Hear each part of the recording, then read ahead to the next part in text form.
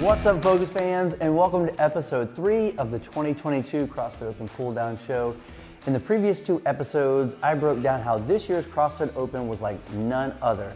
And in episode 2, I broke down the leaderboard for the affiliate level here for boxes in Arkansas. So once again, congratulations to CrossFit Reverence for having 7 athletes in the top 5 across all divisions, earning them, in my opinion, the right to say they are the fittest affiliate in Arkansas. Now, in this episode, we're going to review somewhat of a new division in the CrossFit Open, the adaptive division. To help provide some insight into the division, I recently interviewed Brandon Crawford from CrossFit Russellville, who is, for the 2nd year in a row, he topped the podium for the men's lower extremity division here in Arkansas and was top 100 in the world. Now, during our interview, I could really hear how passionate Brandon is for competing, and what I learned was that there's a gap in programming that needs to be shored up to really dial in the programming for these athletes. For a short review, let's, for those who may not be familiar with the adaptive athletes, let's kind of back up and see how did we get here. So in November of 2020, the new owner and then CEO of CrossFit, Eric Rosa, spoke in an interview with the Morning Chalk Up about this new division making its way into the games in the near future. Then in February of 2021, the CrossFit Games published an article outlining its addition of adaptive divisions for the 2021 CrossFit Games held in Madison, Wisconsin, saying that the adaptive athletes have long been an important part of the CrossFit community. And that article later went on to say that CrossFit is committed to ensure that all CrossFit athletes have equal access to opportunity to participate in CrossFit events in a manner that is fair to all competitors while preserving the integrity of the sport. So, for the past few years, we've seen adaptive athletes get the chance to compete on the biggest stage we have, the CrossFit Games. What is different this year is the process to get to Madison for these athletes. Just like the teens and masters, there's an open stage followed by a semi-final stage where the top 20 athletes from each adaptive division will be invited to compete at an additional online competition. This online competition is the final stage for 5 of the 8 divisions, and what it includes is the vision, the intellectual, the seated with hip function, seated without hip function, and the short stature. But for those athletes who are in the neuromuscular, the lower extremity, and the upper extremity divisions, they get to send their top 5 athletes from that semifinals to compete at the CrossFit Games. Now, by all accounts from the adaptive athletes I've spoken to, these are all steps in the right direction, but there needs to be some adjustments to make the playing field even, make the playing field a little bit more even. Now, let's get to the interview because I think that'll speak much more volumes and hear from Brandon about the divisions, their growth in the CrossFit ecosystem, and the opportunities that could be leveraged in the future, in his opinion. All right, Brandon, thanks for coming on today and giving us some of your time. Kind of give us a rundown on who you are, where you train, and what division you're in. All right, I'm Brandon Crawford. I train at CrossFit Russellville here in Russellville, Arkansas. I'm in the lower extremity men's division, which is adaptive. Yeah. And so, 2nd year. Oh, sorry, go ahead. Oh, no. So this is the 2nd year in a row that you've topped that division in the state of Arkansas. And this year we saw some changes to the adaptive athletes. So 2 years ago, 2021, we get the addition of the adaptive athlete. What did you think about that original addition to adaptive athletes to the Open? I was pumped originally. I've done the Wheelwad Open for, I guess, since 2018, 2019, somewhere in there. And it was always difficult when I would do the Open for able-bodied people, more or less. And you get on a leaderboard and you see, okay, I'm whatever, 100,000, 177,000 in the world. And it's kind of hard to get motivated when you've got people like Matt Haney works out in our gym. He did really well in the Open. He's always top 3, I believe. Mm-hmm. So it's hard to kind of measure yourself on that. So when it originally came out, I was excited. And then I was kind of let down on how everything was handled. It was almost like, hey, we're going to bring y'all all up here and include y'all. But even though we're trying to find the fittest adaptive athlete in Arkansas, in the world, I'm sorry, we're going to scale everything down to single unders and handstand push-ups or hand release push-ups instead of handstand push-ups and, you know, this and that. But in the same sense, we're going to have you do bar muscle ups. So there was kind of that void right there where you're either scaling it way too much or you're trying to find the fittest person. So I was let down originally after the 3 weeks or whatever it was. Mm-hmm. And then, speaking with a different adaptive athlete, she's in a chair. She's up in Northwest Arkansas. She really said that, she was really pumped like you were that to see the addition of the adaptive athletes, but that there needed to be some changes. And we saw in 2022, this past year, that they opened up some divisions where it was like, seated with hip, seated without hip, like people who could stand, who could not change. What did you think about the changes that were made this year? I think it's kind of a step in the right direction, but there's still a long way to go. Like my division, there's a guy who, and I'm not bashing anyone and I'm not bashing anybody's disability. I don't want that to come across that way, but a guy had reconstructive surgery on his tibia. He had a rod put in.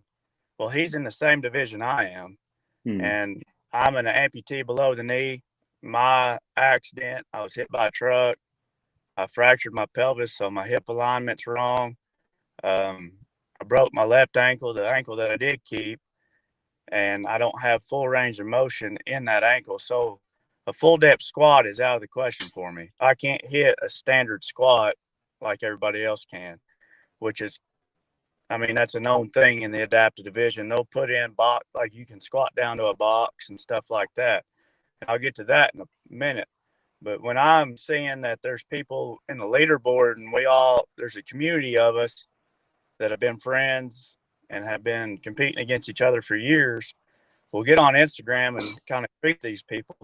Well, when a guy puts up a video of him in a full depth squat with 300 pounds on his back and he lets go of one hand to reach down and get a cup of coffee and pull it up and take a drink and put the coffee cup back on the ground and then stand up, I can't squat to my depth more than 250 pounds, and that's a struggle.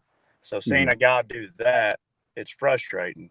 And then in the same sense, on the last workout was the thruster workout, I believe. Mm-hmm. The standard was you could squat to a box if you wanted to. That was the standard. It didn't give you had to have a hip crease. You had, like, the standard for a depth squat, I've always been told, is taking a ball at your knee and the ball would roll back towards your hip. Mm-hmm. Well, there was no standard whatsoever for that box. And I've got a good buddy, Marcus Hayward, who's an above the knee amputee. And a lot of times he's a 1-point contact guy, which means he doesn't wear his leg. Well, his deadlift weight was 185. My deadlift weight with both legs, 2 points of contact, was 185. So there's that ball that was kind of dropped right there. And then they're still, in my opinion, they're just scaling back too much. I don't know if they're waiting for our semifinals to kind of amp it up, but we had single unders. Well, everybody that knows that can do a double under, it's hard to go back to doing a single under because you're just wanting to move your wrist way too fast. I did wall walks when I went to Miami when we did that competition in the team division. But this year I did hand release push-ups instead of wall walks. So to me, they still need, if they want to find the fittest athletes, they don't need to scale it back so much. They don't have a scaled division. So I think that's part of the reason where it's as they're trying to get everybody to do it, because if you don't do it RX and you don't get to put your score in. So yeah, it's kind of like when the Open first started, so 2011, I believe. For several years there was no scaled division.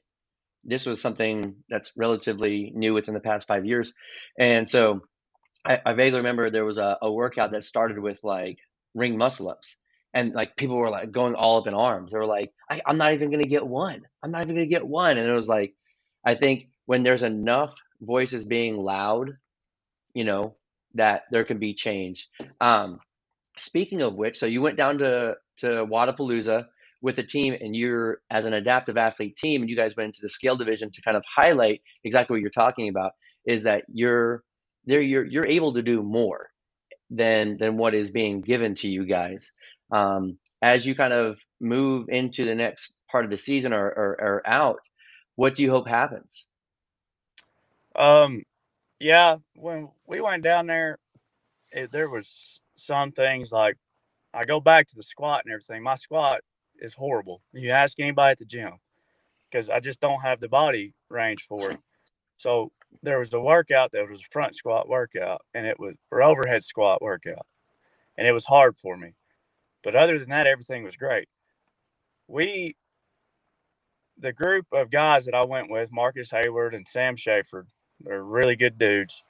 We went down there and we kind of got that feeling like we like that. Well, I got more attention when I went this time as a team versus when I was down there with all the adaptive people.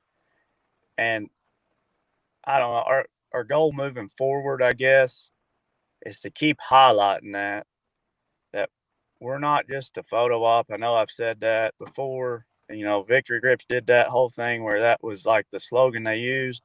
And I don't mean that anyway, but so the first Open, it felt like it was just to prove like they're all inclusive because that's the world we live in now. And then you go down there and you look at the CrossFit games and you look at even Wadapalooza, and I love Wadapalooza. It's always what's your excuse? Like I have one leg. I don't have a disability. Like I live my life like everybody else. I've never used my leg as a crutch or anything like that. I would like to see us get past the point of saying, hey, the adaptive division, look at them, their motivation. They're not they're still working out and they have one leg, they have one arm, they're in a wheelchair. Like let's move past that. Let's show, you know, Derek Wada. Everybody knows Derek Wada. He's a bad dude. He doesn't use that leg for an excuse. You watch his Instagram videos, you know him, and he's just putting in the work and he's going. That's where I'd like to. That's where I'd Mm. like to see the whole adaptive division get to. And but and I don't know. Yeah, I don't know if Okay. that answered your question. Nah, we're good, man. In a perfect world, next year when 2023 comes out, what changes would you like to see happen? I'd like to see stricter guidelines. Um, as far as I think, if they did 2 tiers per adaptive division, and you take a level 1 lower guy and a level 2 lower guy. Level 1 being, a below the knee amputee or maybe drop foot syndrome, something of that caliber, and level 2 being an above the knee amputee or a hip amputee, somebody like that. That way you can scale the workouts accordingly. Like, so the guys that don't have a knee don't wear their legs. They don't have that dead weight when they're hanging Mm. from the bar. They're going to knock out their gymnastics moves a whole lot better. But you take the burpee over the bar workout, ours is burpee to a target because of the above the knee guys. Because it's kind of a dangerous situation if they get tired, they're trying to get over the Mm. bar, stuff like that. You know, make the level 2 burpee to target, level to 1, Cool. burpee up the bar. I'd like to see that. And if they're worried about numbers because of the money situation going into CrossFit games and stuff, take the top 5 level 1, top 5 level 2 guys and put them on the playing field at the same time. Then you're going to truly find your fittest people Yeah. in each division, and it won't be somebody competing. And I'd like to see them, I don't know, the arm guys, it's more or less like you have your arm or you don't have your arm. You can't use your arm, you can use your arm.